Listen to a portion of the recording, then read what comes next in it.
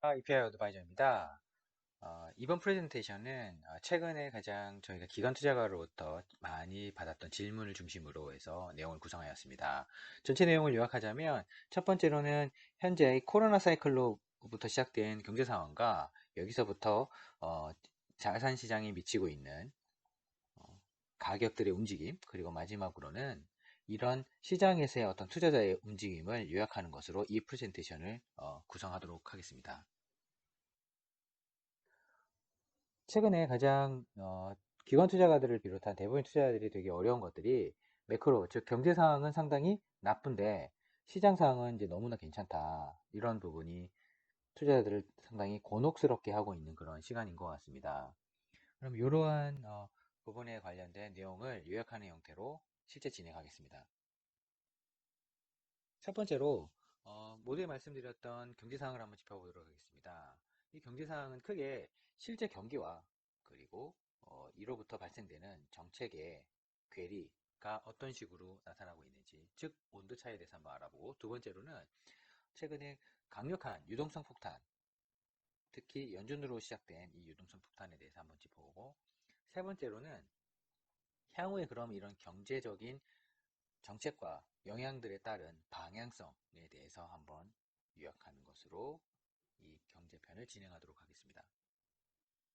첫 번째, 경기와 정책의 온도 차이입니다. 연한 색깔로 표시된 것은 S&P 500 지수 주가의 움직임이고, 그리고 이렇게 진하게 표시된 것들은 미국의 투자자들의 투자 심리에 해당되는 것입니다. 즉, 정책 입안자 입장에서는 이 주가보다는 실질적으로 개인 국민들의 투자 심리 상태에 영향을 주고자 노력할 것입니다. 왜 그러냐? 이번에 보시는 것처럼 2020년은 미국의 대선이 있는 해이기 때문입니다. 즉, 이렇게 폭락한 심리를 기준으로 하지만 자본시장은 상당히 빠른 시간 내에 반등이 나왔습니다.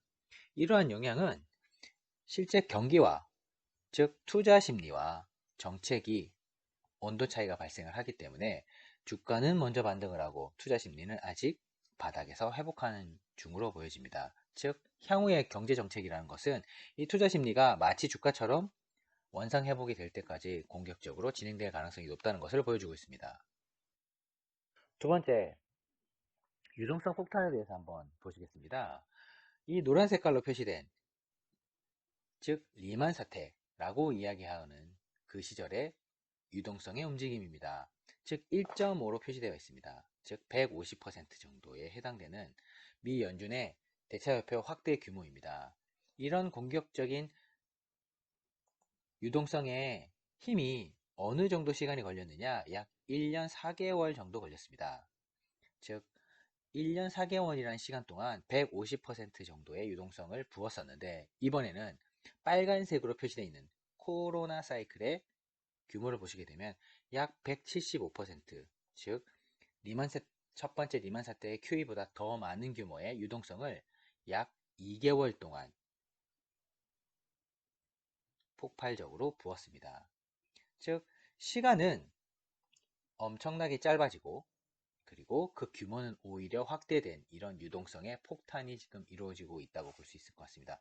이걸 동시에 감안해 보게 되면 약 8에서 9배 정도로 리만 사태보다 더 공격적으로 정책이 이루어지고 있는 상황입니다. 즉 일반적인 통계적인 확률을 보시게 되면 약 99% 확률 하에서 이런 일이 어느 정도 일어날 수 있다라고 설명을 하게 되는데, 이런 99% 확률의 바깥에 있는 1% 정도의 공격적인 행보라고 보실 수 있겠습니다. 즉 유동성 폭탄은 저희가 예상하지 못한 1%의 확률 구간에서 발생하고 있습니다. 그럼 세 번째로는 향후의 경기 방향에 대해서 보실 텐데요. 이 오렌지 색깔로 표시된 것은 유가입니다. 그리고 파란 색깔로 보이는 것은 인더스트리얼 프로덕션, 즉 산업 생산에 해당되는 값입니다. 약 유가와 실제 경기에 해당되는 산업 생산의 시차는 1년 정도입니다. 즉 유가가 최근에 폭락하고 난 다음에 반등이 나왔었는데, 즉 산업 생산 역시 1년 정도 이후에 유가처럼 반등이 나올 것으로 보여집니다. 즉 향후의 경기 방향은 유가가 이미 1년 동안은 반등의 사이클을 가질 것이다 라고 지금 보여주고 있는 셈입니다. 물론 100% 맞으리라는 보장은 없지만 장기적인 추세를 따라가 보게 되면 대부분 유가의 방향성을 글로벌 산업 생산은 유사하게 따라왔었습니다. 그럼 두 번째 주제에 해당되는 이런 경제 상황을 기초로 자본시장에 일어나고 있는 자산 가격의 움직임들을 한번 보시겠습니다. 크게 한 세 가지 내용으로 요약할 수 있을 것 같습니다. 이런 시장에서의 전문가들의 성과, 그리고 산업별로, 즉 각 주제별로 움직이는 자산 가격의 수준, 그리고 유가와 금리에 관련된 내용을 말씀드리는 것으로 시장 상황을 설명해 보도록 하겠습니다. 첫 번째, 글로벌 전문가들의 퍼포먼스를 보시게 되면 약 리만 사태 수준과 같은 분기 실적이 최악의 순간을 보여주고 있습니다. 즉 마이너스 한 14% 정도의 손실이 발생을 했는데, 글로벌리 가장 큰 연기금들의 성과가 이 정도라고 하면 14%면 그렇게 못하진 않았네 라고 얘기할 수는 있겠지만, 연기금들이 보통 포트폴리오를 채권을 한 60%, 그리고 위험자산을 한 40% 정도 들고 간다는 걸 감안하시게 되면 약 30% 가까운 손실을 기록했습니다. 거꾸로 얘기하자면 최근에 브릿지워터, 즉 레이 달리오가 운용하고 있는 글로벌 최대 사모펀드의 1분기 손실률이 약 20%를 넘었다고 합니다. 즉 글로벌 전문가들이 마이너스 20에서 30% 정도 손실이 났기 때문에 대부분의 글로벌 자산을 핸들링하고 있는 PB분들이나 판매사에서의 입장에서는 글로벌 자산을 가지고 이 정도 수준 가운데서 하락을 막아냈다라고 하면 충분히 괜찮은 대응이었다라고 볼 수도 있을 것 같고, 어느 정도 글로벌 스탠다드에 맞춰가는 대응을 해왔다라고 볼 수도 있을 것 같습니다.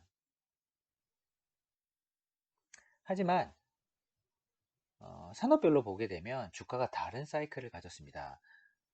총 기간 동안은 노란색 바로 표시가 되고, 그리고 반등 사이클 때는 연두 색깔로 표시가 되고, 그리고 하락 사이클 때는 약간 진 분홍 색깔로 표시가 되어 있습니다. 그러면 이런 반등에 초점을 맞춰서 저희가 향후에 시장을 봐야 할 텐데, 아이러니하게 반등은 에너지 섹터, 소재 섹터와 같은 시클리컬, 즉 경기에 민감한 커머디티, 즉 원자재들의 가격 반등 폭이 엄청나게 크게 나타난 것입니다.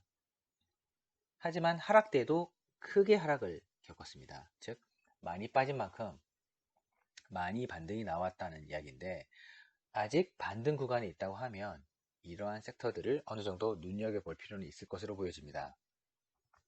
하지만 여기서 저희가 하나 짚고 나가야 될 것이, 이 S&P 500의 산업별 섹터의 주가 퍼포먼스를 놓고 봤을 때 중간 정도의 이하에 있는 섹터에 보게 되면 IT가 있습니다.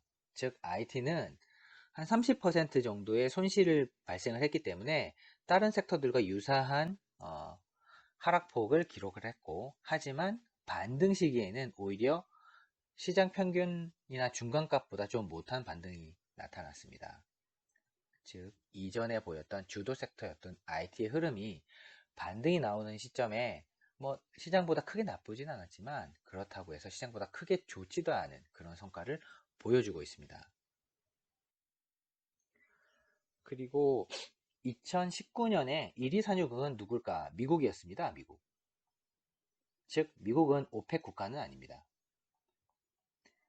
따라서 오펙 합의가 있었을 때 미국의 감산 이야기는 전혀 나오진 않았습니다. 이 미국의 가장 큰 원유 생산 파이프라인은 누가 뭐래도 셰일 오일일 것입니다.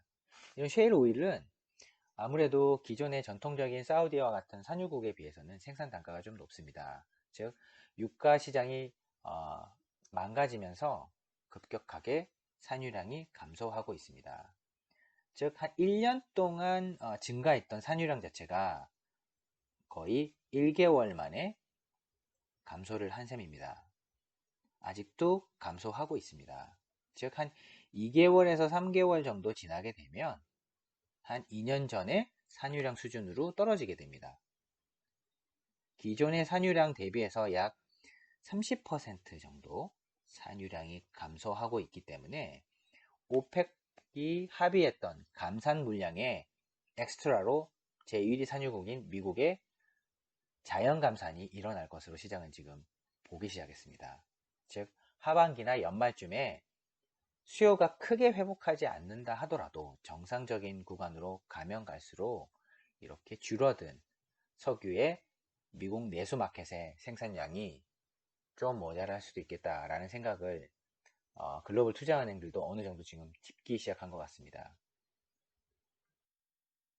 두 번째로 이 금리에 관련된 매크로 지표를 저희가 꼭 지켜봐야 할 부분이 있는데, 왜냐, 미 연준이 2021년 7월 물 기준으로 마이너스 금리에 근접할 수 있을 것 같다라고 글로벌 채권 매니저들이 꽤 많은 베팅을 해서 마이너스 금리로 국채 금리 상승이 하락을 했습니다.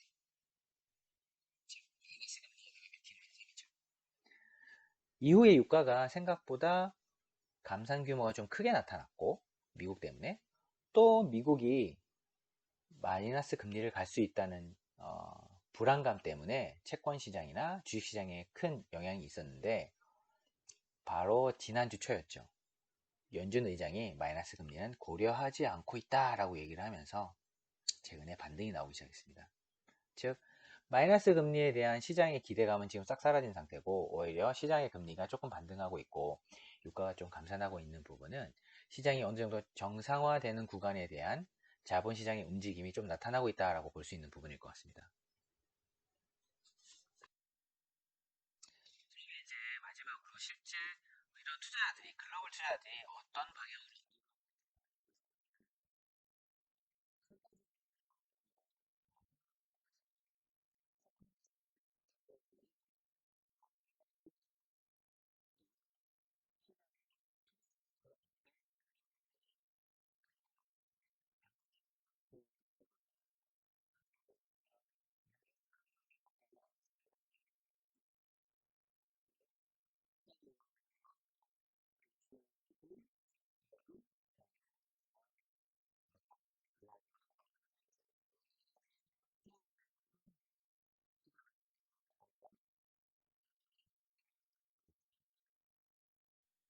첫 번째, 이 코로나 바이러스 사이클이 시장의 위험 지표인